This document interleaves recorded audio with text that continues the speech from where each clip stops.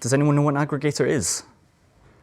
Great, well you will do by the end of today. Then I guess you won't know why not to use one, but okay, I'll just go to my next slide.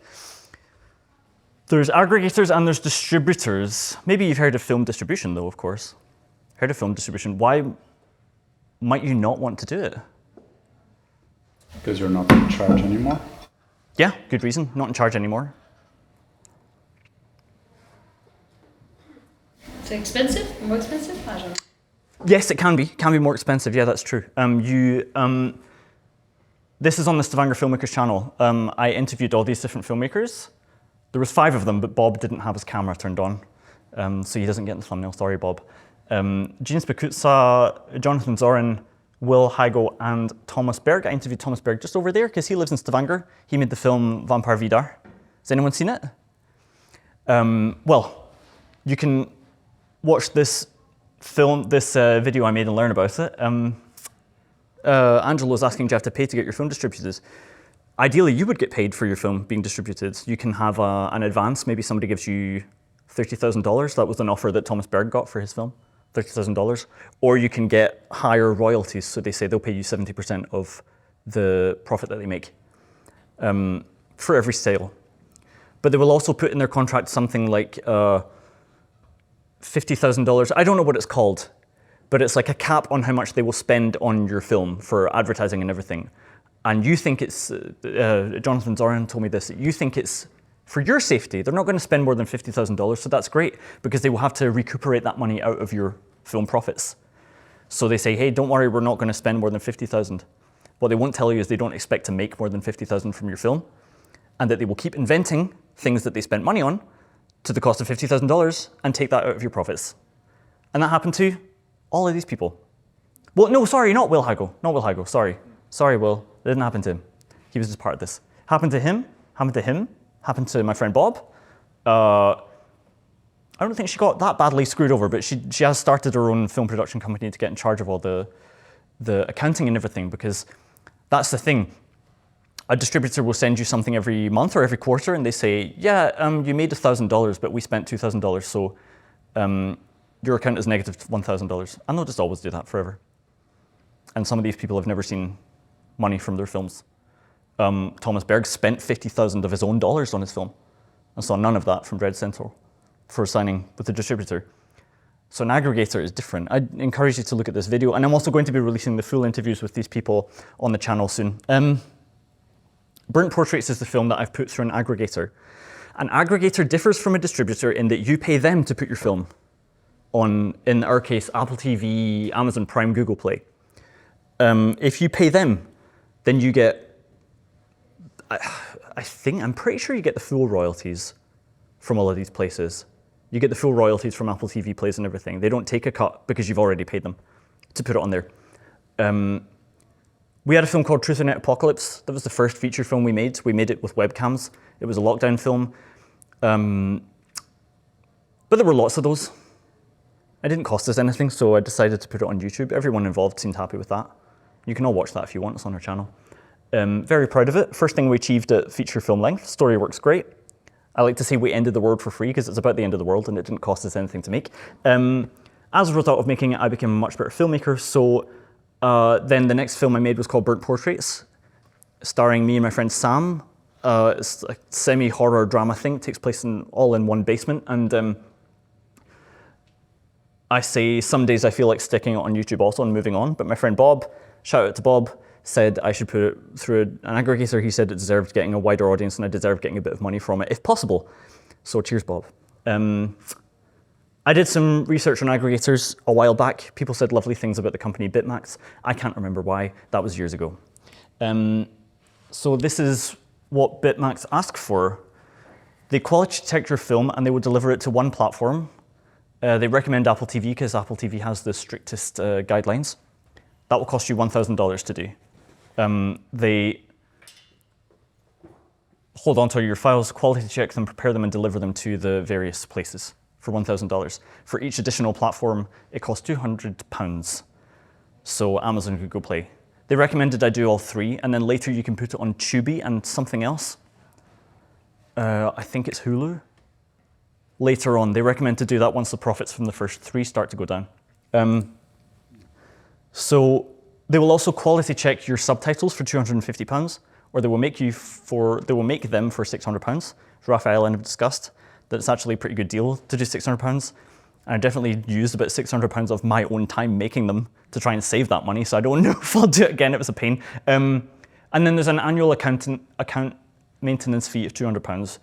General admin chargeable payable per year. It doesn't go up if you add more films through Bitmax. So if I give them more films in future, it will still only be £200 per year to keep their account. You need to do a surround sound mix though. So this is from their requirements. So if you want to sell your film as HD, which means it is what resolution?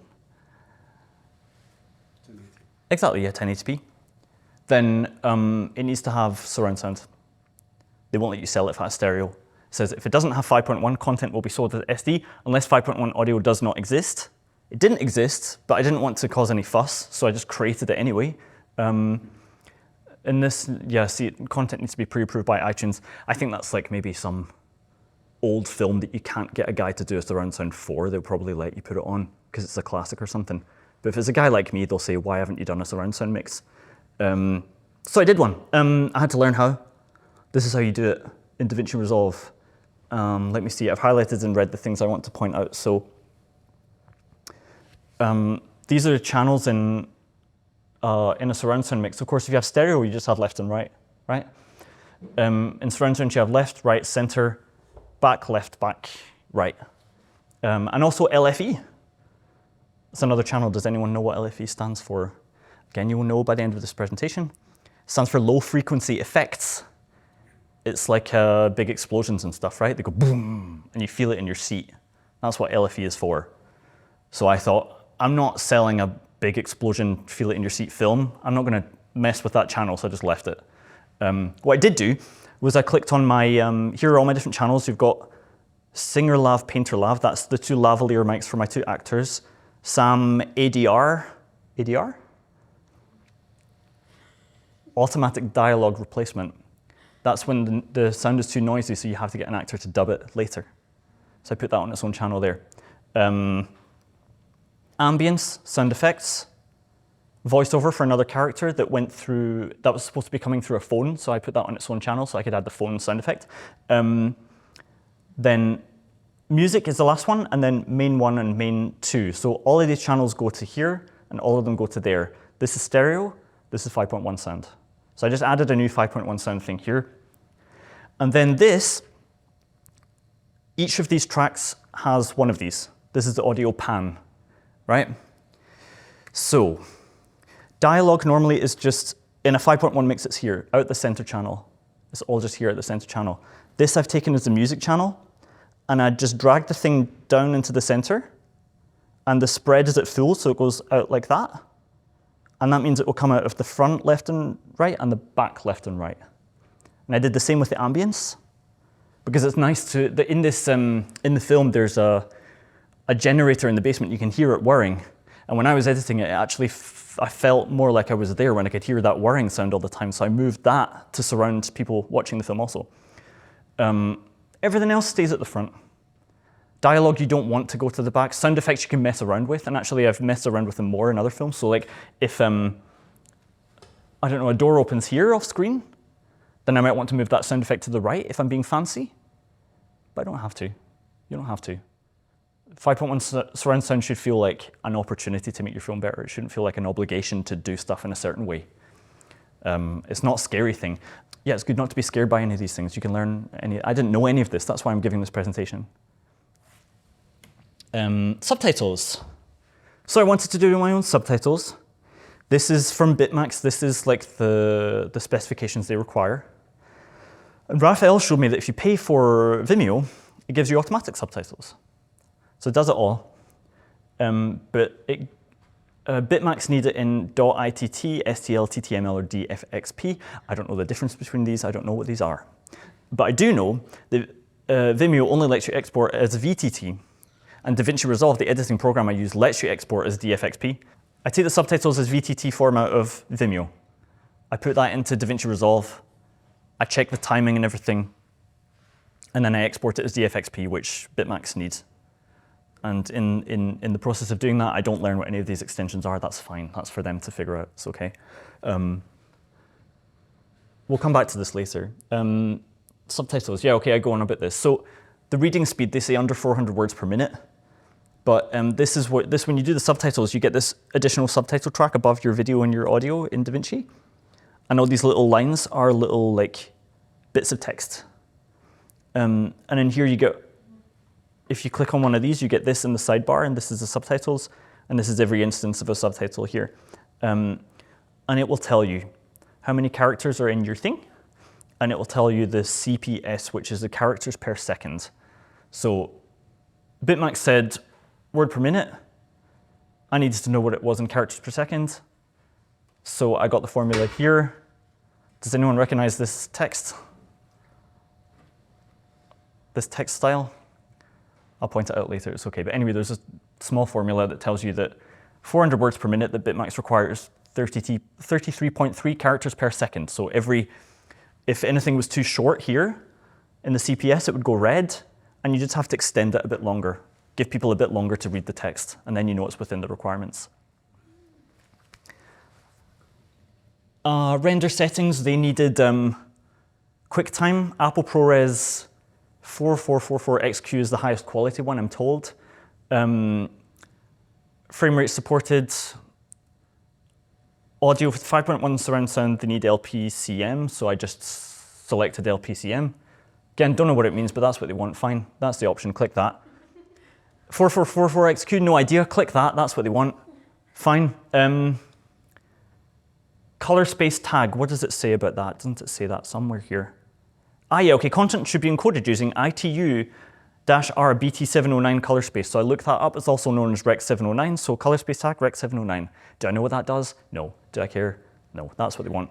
One mistake I did make is that they actually want both tracks. They want stereo and 5.1. I had to give them both.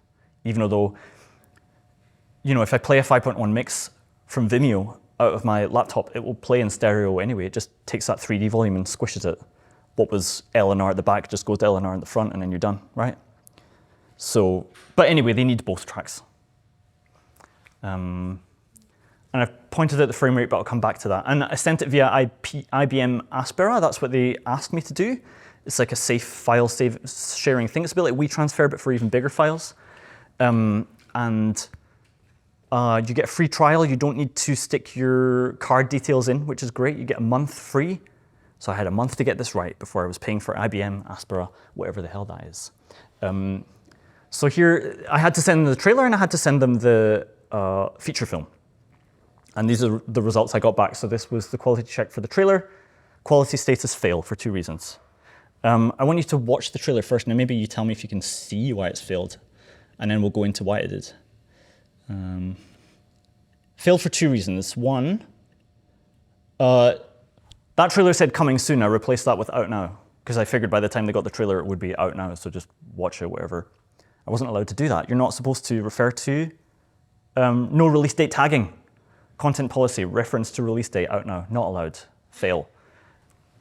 I had to Google this document afterwards. They didn't actually send it to me, so in fairness, I'd never seen this before. I just Googled Bitmax, and I didn't want to bother them either, because I thought bothering them might cost you something. So I just Googled it myself and found this document from 2012 and assumed it was relevant, and then went, okay, I won't do any of this.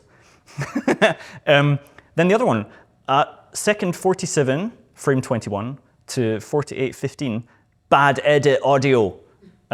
Loose audio edit present. I want to play you that again, because it's here in this trailer, which is fine, I think. 47 should be about here. Is it? Yeah, here it is. What is this? That was it. Anyone notice while I go again? What is this? There's an extra line that shouldn't be here. When we go in here, For 1,000? What is this? I say after you, and then Sam goes in. Yeah. But they assumed that audio was wrong, that it was just like a missing clip of from later in the film. So I thought, I don't care, I'll just delete it, whatever, you know. So, now we'll never know that my character said after you when he was going in there. So I said, I understand how this can be interpreted as such, though it wasn't really a mistake. Either way, I'll just cut it, whatever, smiley face. The feature itself had a few more mistakes in it. Oh no. Fail. For all of these reasons, and I'll go into why it failed. Notes contain strong language. That wasn't a fail, that's just a comment, you know. Weak plot. You know, it's all the errors that they point out are all things that you can supposedly fix in post-production. That's all they're caring about. When they do a quality check, they're not just like, I don't really believe his character arc. They're more like, you know, the editing was weird or something, you know. So I'll go through each of my errors in turn. First of all, duplicate frames, freeze frames present, and then these things noticed. And then now you recognize what I'm asking, right? Exactly, yeah. I asked ChatGPT what to do. I said, do you know what the hell I'm submitting? You can read this later. I'll put all the slides in the film when it's done, and then you can pause and you can read the slides. That's what I do. So this is, you don't need to read all of this. But basically, my film was at 23.976 frames per second, not 24. I'd exported at 24, which meant that every 41.6667 frames to catch up, the editor duplicated the frame, and it lasted for 2 frames instead of 1. You would not be able to see this on site. I mean, they must have some sort of program that catches this, because I was watching it going, what are they talking about, you know? I had no idea what this error meant or how it had come around. So my film was 23.976 frames per second, not 24. I'd edited it on a 24 frames per second timeline and then exported at 24 frames per second. So I thought I'll put it on a 23.976 frames per second timeline and then export at 23.976 and that'll solve it. So I created this new timeline, I copy pasted my film, and DaVinci crashed. And it did that every time I tried to put it on the new timeline. So then I asked ChatGPT, is there a chance that even if I edited it on a 24 frames per second timeline, if I export at 23.976, it'll be all right, right? And it said, yeah, probably. I think that this is because my first chosen place is Apple TV, and apparently they have the strictest guidelines. If it was like Amazon or Google Play, maybe they wouldn't have noticed, but they're just super pedantic. But it's nice to go through such a strict quality check and just make sure you've done everything. No, I couldn't see this when I played it back, but I did find a way to fix it. Framing error, letterbox match shift present through shot, upper frame. Here is the error. Here it is fixed. Huge difference. What? It's the hat. I know, I'm so. Letter. Oh, it says letterbox match shift present through shot in the upper frame. Here it is here, it's just shocking. I'm embarrassed to show you this now. But I did fix it, as you can see, so phew, this is all anyone will see. They'll never notice this error I made. What? Wait, what does that mean? I know. I'll get into it. So, I have no idea. you see the black bars top and bottom, right? Yeah. So, this is 16:9 framing. That's the standard that comes out your camera. I quite liked the 2:1 ratio, which is this here, right? And I'd shifted these round a bit to make sure that I liked where their head was and everything. But I shifted this one just a little too much, and then the black here expanded too much. And then it was no longer 2.1, it was like a pixel too long, yeah. I know, shocking, I'm so sorry. Yeah, I'm surprised there was only one of those. I'm pretty sure I'd done it more, because I mucked around with this all kinds of crazy ways, you know? So interesting. I hope you're not being sarcastic, because I know this is really... No, I think it's very interesting that like that little of a thing is so important. This is lovely camera work, by the way. I'm excited to put this into the presentation. This one was embarrassing. This was lip sync and bad edit video. So here, can I show more of this? Oops. Yeah, that's gone off the slide a bit. Maybe I can just drag this up so we can look at it. This is how the clip appears. This was the clip, the offending clip in the timeline, right? There's video and there's audio. Now, when we filmed this, we filmed it with 2 cameras simultaneously, and then I colored this orange for one camera, pink for the other. And then if it's pink, it was the pink audio. If it's orange audio. And then typically, like, as you can see, these clips are of Sam, my friend, and so when it's pink, it's usually his audio, and when it's orange, it's usually my audio, and I cut back and forth between them to get the rhythm right and everything. But at one point I must have accidentally shifted this video away from the audio a little bit so that all of the audio was out of sync, and then it revealed like a jump cut in my, like here, for example, I think I shifted this a bit so this was like an obvious jump cut, whereas before it was simultaneous. If I'd watched the film back one last time, I would have caught these two errors, and I wouldn't have submitted it to them with that. But it would have failed anyway, so who cares? So yeah, let me read my text on that. Let's get this out of the way so we can look at what I wrote. By cutting some bits out of the film in a final edit and shifting them around, I accidentally made the audio and video out of sync for 2 scenes. Don't know how, thank God it was only 2. I've done this for an entire film once. And then I had to like drag select the right bits and move them like 3 frames to get it back the way it was while I remembered what error I'd made. It shifted one of the cuts I'd made in the film, so I introduced a jump cut. Yes, this jump cut was clearly a mistake and not an artistic choice. So you can use jump cuts to show time passing, right? They're not going to pick you up on that. They're going to go, you didn't mean for this jump cut to be here. It's because somebody's watching this as well as cutting up some program as they're running on it as well. Lesson here, always watch one last time before sending the film onwards. Even if you've seen this film more than any human being should possibly ever see it. Artifacts, audio artifacts. Examples of audio artifacts present under dialogue through feature. Ticks, pops, clicks. I know you've heard of this before. Anyone else? All right, I had heard of it briefly by accident in a video I'd once seen, but I didn't know it was such a big issue that they were going to fail you for it, you know? And again, this is not something I could hear when I watched my own film. So I was really annoyed because I went here and it said, you know, if you go to minute 4, second 41 here, you will hear one of these. I kept playing it back. I was like, I don't hear anything wrong with this. What are they talking about? So if I play this first clip, I think just this one here, the guy will explain what they are. Is that right? If you crossfade every clip that's stuck together, or if you fade in and fade out every bit of audio, even a few frames, all of these will go away. But me not knowing this had to do this for every clip in the film. Painful, yeah. But I will never do it again. And like I say, I wasn't 100% sure this was the problem either, so I just had to add them and cross my fingers that I don't fail next time. And like I say, annoyingly, it's an audio pop when plosives are not filtered. So this here is like it's a windscreen, but also a pop filter, right? So if I go, it's not going to sound really annoying. If I take this off, it will. And that's also called a pop, but that's not the same as a click. But pop sometimes they might use interchangeably, so that's why I was unsure about this one. But it turned out I was correct, so what I just showed you was the way to fix that. Poor quality main, this was a pain. Dialogue quality is noticeably poor in comparison to the rest of feature in, luckily, just 1 minute. Oof, imagine if it'd be more than that. And again, I was like, what? Audio, and so again, I found this document, top 10 reasons for immediate rejection. Audio as 44.1 kilohertz is not supported. It must be 4 to 8K. AAC is not supported. It must be LPCM. Now, as we know, I already exported to LPCM, so that was not a problem. It was this, 44.1K versus 48K.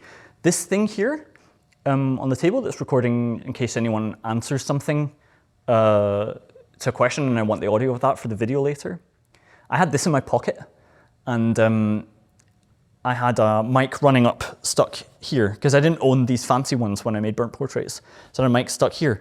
Now, when you stick this in your pocket, it might change from WAV to MP3 because the buttons are very tiny and it might press against the gene thing, which it did one day on Sam's mic.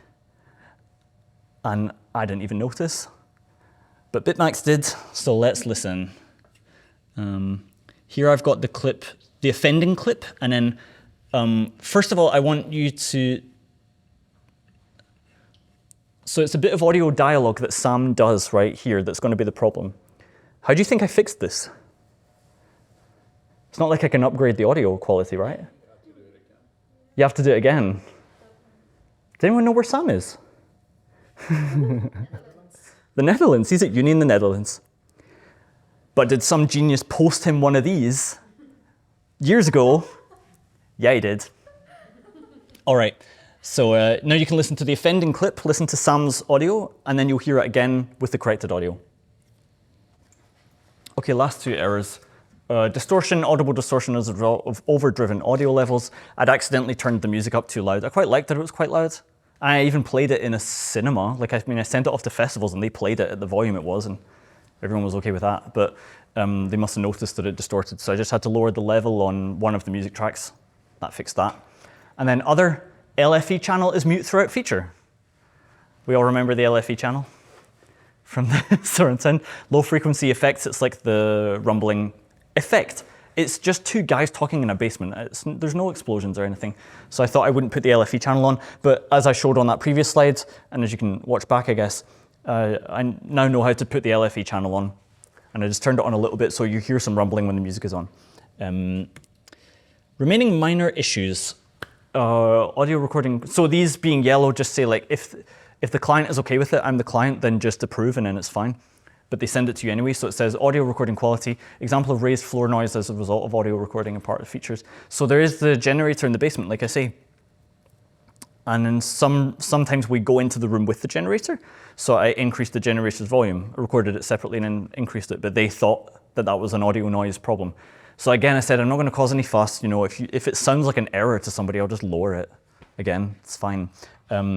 So yeah, like I say, I raised the background noise of the generator when we approached and I dimmed them when we walked away. This was picked up as an error. Could have argued to keep it, but preferred a less noisy film overall. Macro blocking, examples of heavy compression blocking through some shots and parts of the feature. This was really weird, I hadn't noticed this before, but when you looked closely, some of the shots were really pixelated. I didn't really know why, but then I see the footage, particularly from my Canon M50, 8-bit in depth. What kind of camera did you say you have? ZV-10. Cool. Is it a relatively new one, or you've? Yeah, 2 years. 2 years, and it's like a. Has anyone heard of the Sony ZV-10? I don't know. It's probably. I'm going to guess if it's like a. Yeah, exactly. It's an analog to M50. Okay. For Canon. There you go. That's what I used to make this film. I used the M50 to make this film. Yeah, do you? Yeah. Wow. Isn't that cool? Yeah. Excuse me, how fast does cameras go too old for the movies? Never. If you're any good. No, I mean you know. Yeah. I mean it. Tell me. I asked, that was the question. I asked how fast does the cameras go, you know, becomes too old to use in movies? Oh yeah, okay, like yeah. in your case scenario. That's my answer. It's never if you're any good. If you're any good, you can use there's some people on YouTube you can watch who use cameras from 10 years ago. And they know the settings so well that they don't bother to upgrade. And so 10 years is not old yet. if you're any good at using it. If you're someone like me who, I like to be able to hand the camera to somebody new on set who's just hanging out there to record for the day, then I need a camera that's not going to mess up so easily. Yeah. So the R7 that we're using today came out last year. But still, I think with 1080p, you'll get away with most things. And if you buy DaVinci Resolve Pro version, you can upscale to 4K. So you don't need to film in 4K, you can film in 1080p and then upscale it to 4K later, and it looks great, looks fine. So I would say just use whatever you've got. That's what I did in this case. And the M50, like I say, we made a film with it. But because this is 8-bit in depth, the footage, the bit depth of the M50 is 8 bits, it means that you can't be too harsh with your noise reduction. DaVinci Resolve takes out the noise because it's quite grainy, it's not good at low light, so you can see some grain. So then I use the noise reduction to take it out, but then it makes the footage a bit pixelated. So you have to do cost balance there. You know, I would bring in some lights or something. So yeah, pixelated the footage when added even just a touch. With the heavy grain filter I put on the film and it being in black and white, this made it simpler to hide video noises as a result of low light. There's ways around it. But is it okay with one question? Sure, go for it, please. Why is it HD and not higher resolution you have uploaded video? Good question. I filmed this film with the Canon M50. I filmed in 4K for some shots that were just like... Scale up in 4K, right? The M50, or it does have a... It has 4K, but you can only do manual focus, right? All right. So there's some scenes, as you can see, where we're walking around and it's on a gimbal, and I needed autofocus on our faces. You can only get that with 1080p. Yeah. That's fine, okay. Well, that's one reason, but I used two cameras. I used this and I used the Bat's Nikon Z6 that they used to film their things, which is why it's in black and white, because I used 2 different camera brands and I couldn't match the color space. So a question we got lots of festivals, why did you put it in black and white? I thought it was because like the characters have like black and white thinking, and I was like, yeah, that was why. Yeah. No, I was happy to tell them, because here's the thing. I mean, I made this film 2 years ago. I'm now submitting it. I'm still learning stuff. I'm still making loads of errors, but it doesn't matter. I'm always going to be making loads of errors. I don't apologize for that, I guess. So yes, resubmission. Trailer, this is what I emailed to them. Trailer and feature on the way, my comments to previous QC below, and then I just explained what I'd done, because this is the email version of the report that they gave me, and I just answered everything and said, this is how I think I fixed it, which they appreciated. And I was really panicking, because I was like, oh no, this is going to cost me money, right? Because it costs money to submit. Hiya. You're welcome to join. I'm just talking about a film that I've submitted to various, like Apple TV, Google Drive, and I'm explaining how I did it, Google Play.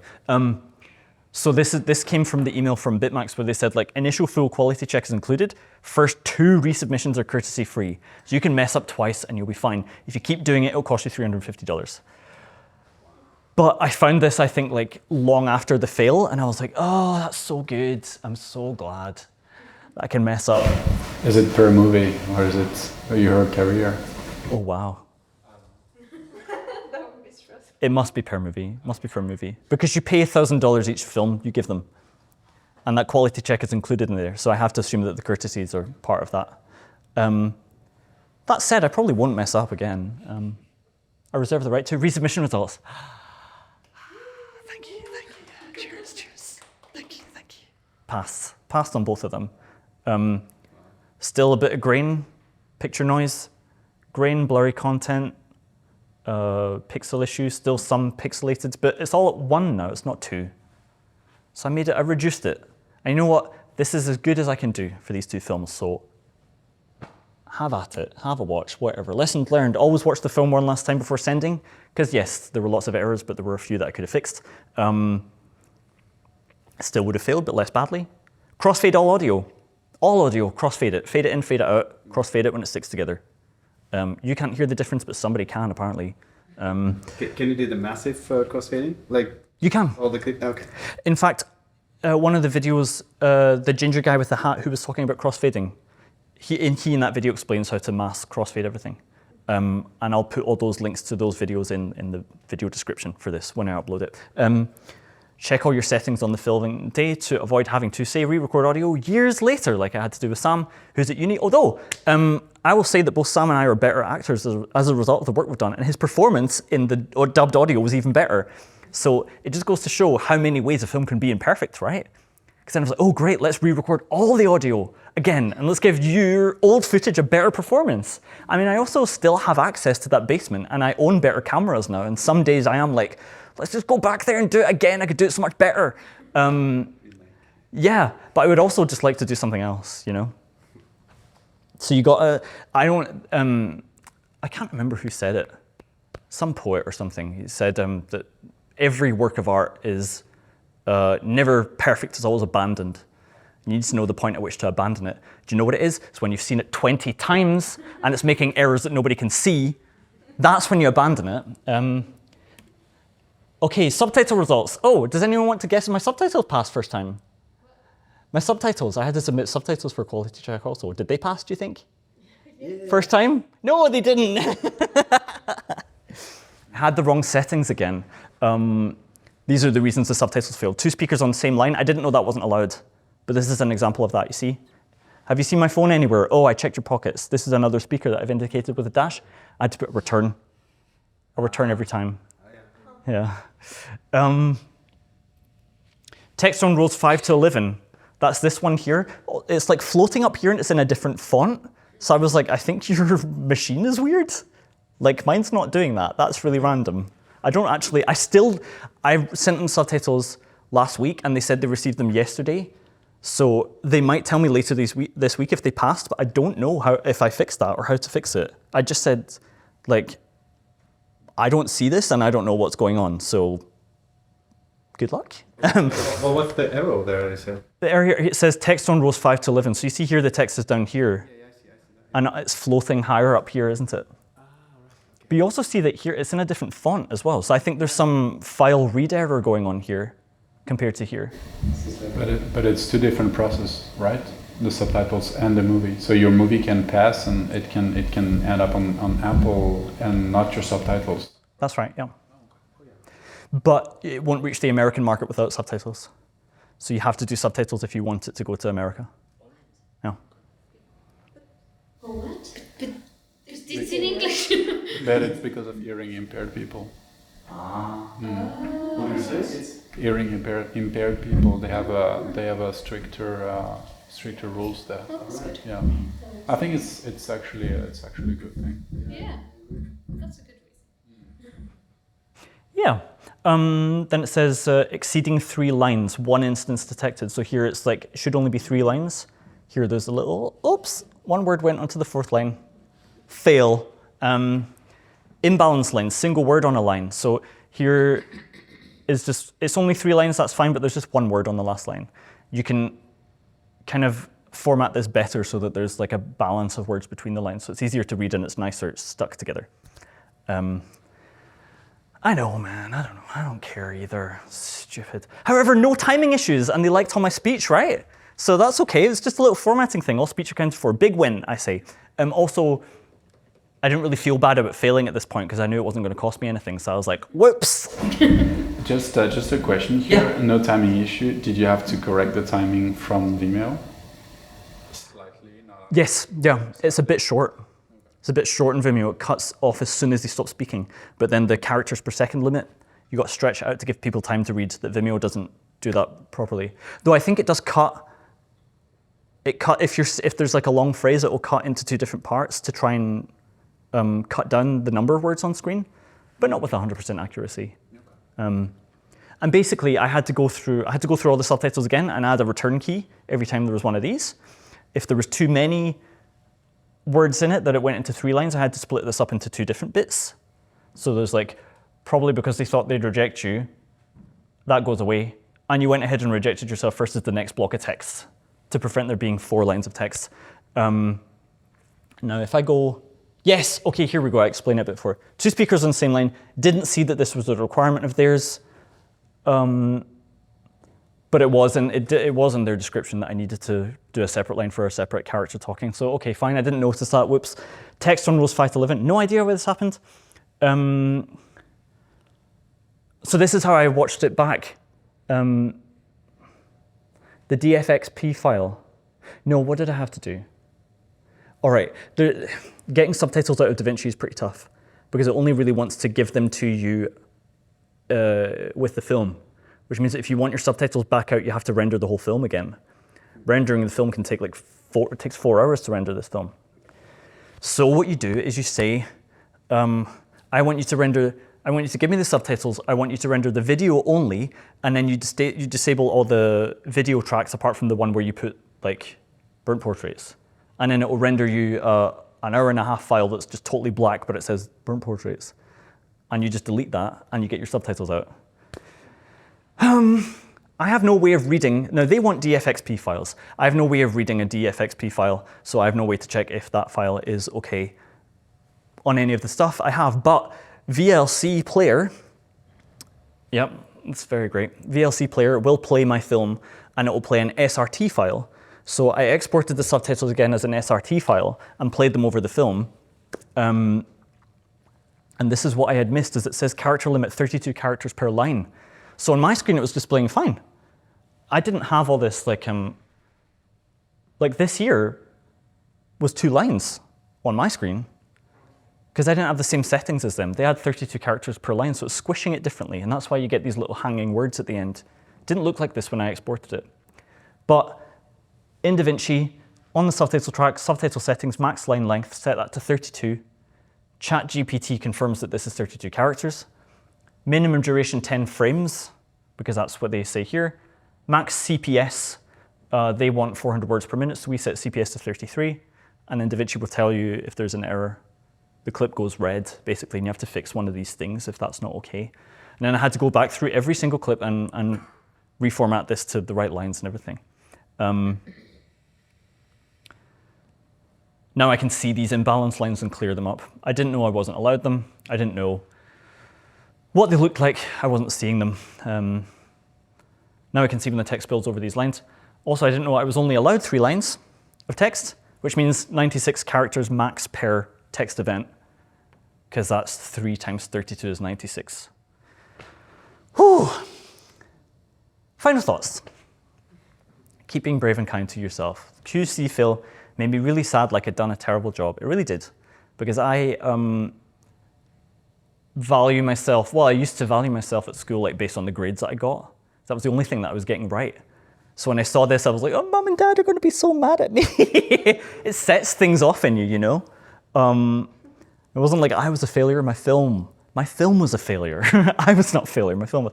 And like I say, I thought it was a simple case of using their preferred render settings. But as you can see, there's much more stuff that they're looking for than I realized.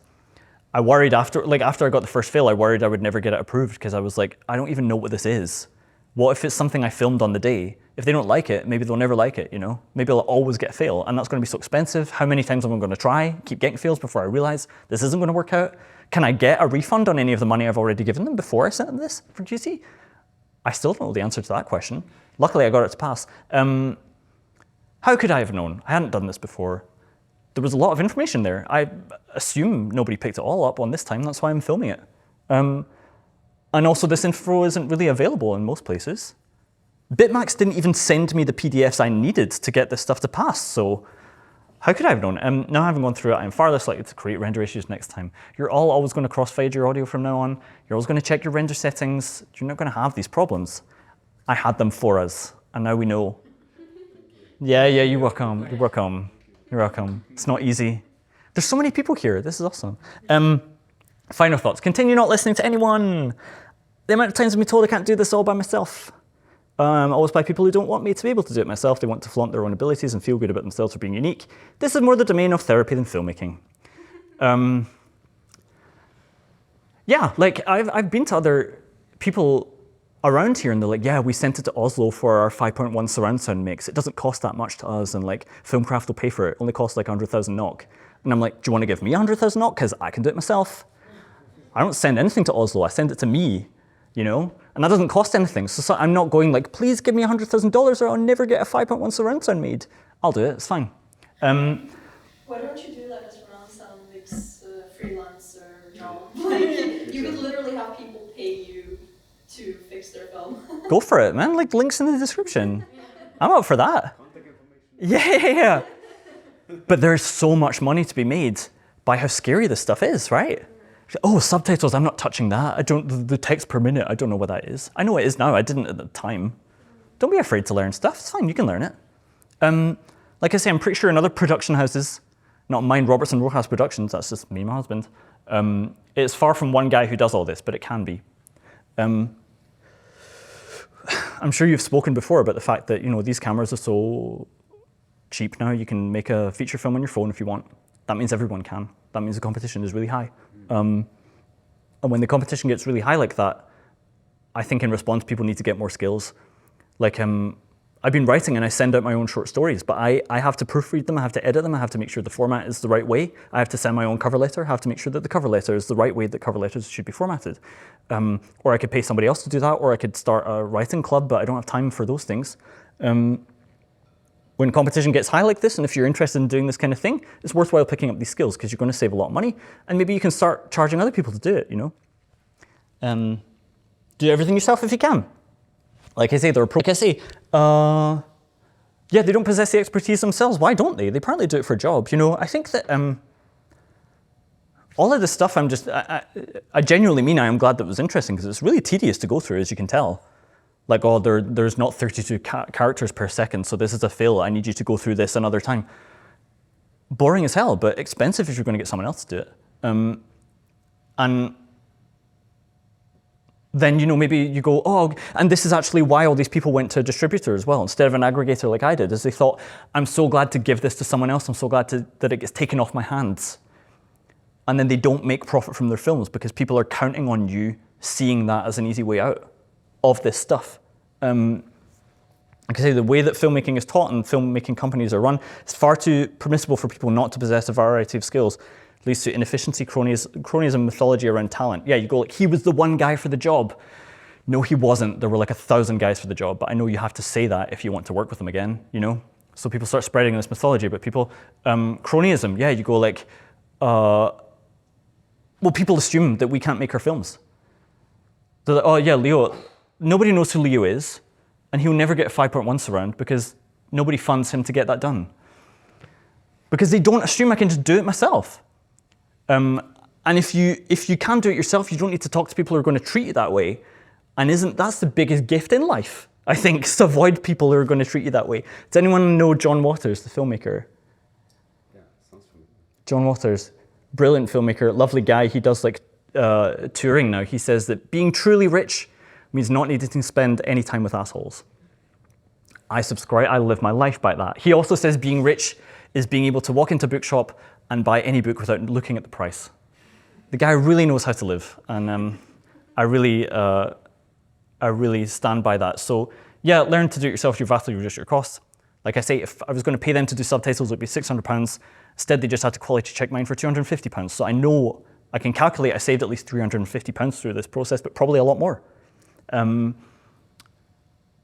can be a little dull, a little scary, a little frustrating, but it's a small price to pay for the independence you can obtain and what you prove to yourself about your own capabilities. It saves time, money, most importantly, reduces your chances of talking to new people. Thank you. Thank you.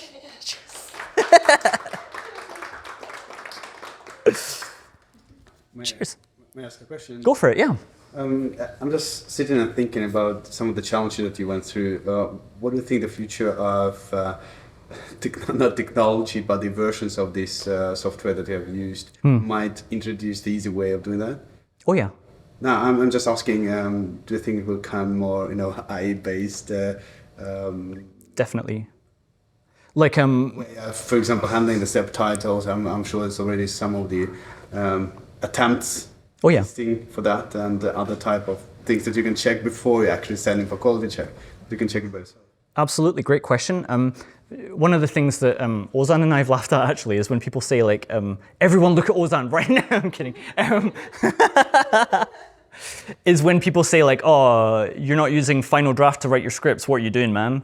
I don't know, are you using a pen and paper? Scripts are words. They're words on paper, they're just an instruction, right? So if you want to use DaVinci Resolve, I recommend it. If you want to use Final Cut, they're all the same thing, right? Adobe Premiere, they all do the job. You put your films in, you make your cuts, you render it out. It's no big deal. The point is just that you learn how to use one of them, right? But DaVinci Resolve I really love because one time you pay £400 for it, or if you buy one of their cameras, they give it to you for free. And that's it, you don't pay every year. And they update it, you get the latest version over and over again. And one of the things they did for version 18, I think it was this, is it dialogue, what's it called? Dialogue processor or something? Yeah. So if you don't want the clicks and pops, and you just click one button and it just removes them. Yeah. So on the track where, like on the audio track where I have this, yeah. You like it? Nice. On the track where I put this audio, for example, I just dial up the dialogue separator and it will remove the background noise. It just goes whatever's not dialogue, and it's really, really good. It's really good. It improved the dialogue in this film loads. Yeah, I think probably you will even get like an error reporting system that will tell you you've got all of this stuff, and then you won't need to even pay for Bitmax to do it. You can just do it yourself. Subtitles, yeah, I think definitely. What other stuff can they pick up on? Now here's the thing, you asked about 4K. I didn't complete that thought, that sometimes I'd use 1080p and Bitmax will not let you sell something as 4K if you upscaled it. You had to film it in 4K. Right. So because some bits were filmed in 1080p, I did 1080p. Yes, so that's all. What do you do normally? Do you go get a coffee or? Yeah? Cool. Really good. Thank you so much. You put so much effort into that presentation. That's great.